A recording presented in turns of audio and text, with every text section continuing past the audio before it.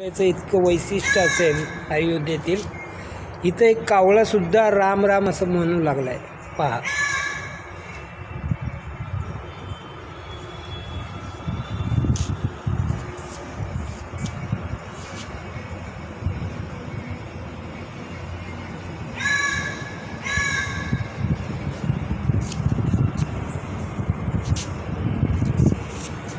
पहा,